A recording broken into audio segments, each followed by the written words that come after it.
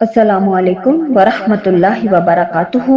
رب اشرح لی صدری ویسر لی امری واحلل عقدۃ من لسانی یفقہوا قولی واجعل لی وزیرا من اہلی رب زدنی علما اللہم فقہنا فی الدین آمین یا رب العالمین۔ پارہ نمبر 1 سورۃ الفاتحہ آیت نمبر 3 اور 4 مکمل۔ اعوذ باللہ من الشیطان الرجیم، بسم اللہ الرحمن الرحیم۔ مالکی، مالک ہے۔ اب ہم کہتے ہیں نا مالک ہے، آقا ہے، تو اس کا کیا مطلب ہوتا ہے؟ اختیار رکھنے والا۔ اب جیسے گھر کا سربراہ اگر فادر ہیں تو ان کے پاس سارے کے سارے اختیار ہوتے ہیں، لیکن پوری دنیا اور اس کائنات کو بنانے کا اختیار کس کے پاس ہے؟ صرف اللہ رب العالمین کے پاس۔ تو مالکی، اختیار رکھنے والا، کہ یہ اللہ تعالیٰ کی مرضی، جیسے انسان کہتا ہے نا کہ یہ میری مرضی، کہ میرا دل نہیں چاہ رہا، تو وہ اختیار ہوتا ہے جو اللہ تعالیٰ نے تھوڑا سا دیا ہے انسان کو۔ اور مالکی اختیار رکھنے والا ہے یوم دن کا، اور احادیث میں پتہ چلتا ہے کہ یہ دن 50,000 سال کا دن ہوگا۔ الدینی، بدلے کے۔ اب بدلے کے دن میں قیامت بھی ہے اور بعد میں حشر کا میدان بھی، کہ جب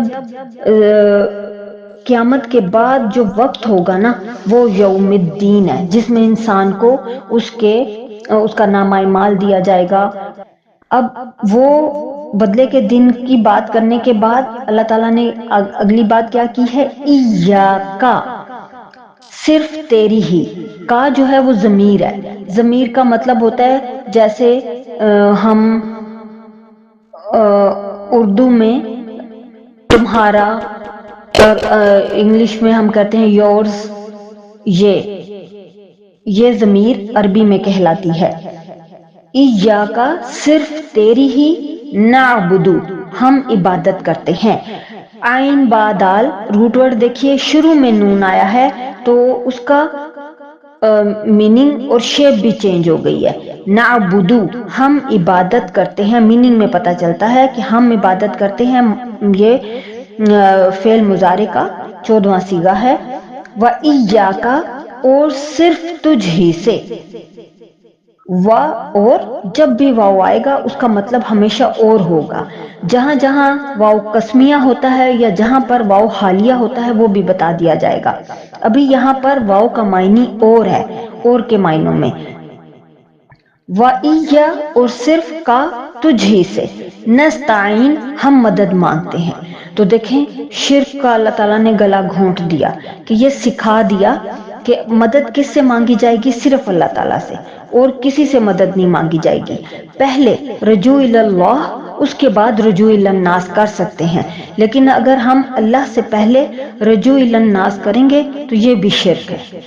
لوگوں سے نہیں کہنا، پہلے اللہ رب العالمین، اس کے بعد پھر اگر آپ نے کسی نے آپ کا کام کروانا ہے یا کروانے کی وہ استطاعت رکھتا ہے تو پھر بھی اس کو ایک بار کہنا ہے، 2 بار، لیکن تیسرے بار آپ پھر سے کہیں گے تو وہ شرک میں آ جائے گا۔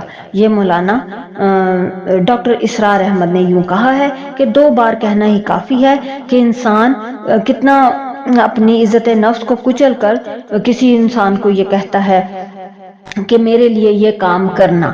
تو ہمیں کیا چاہیے کہ ہم پہلی دفعہ میں ہی، اور دین اسلام یہی سکھاتا ہے کہ پہلی دفعہ میں ہی دوسرے کا کام اس طرح کریں، کیونکہ ہمارے کام کس نے کرنے؟ اللہ رب العالمین نے۔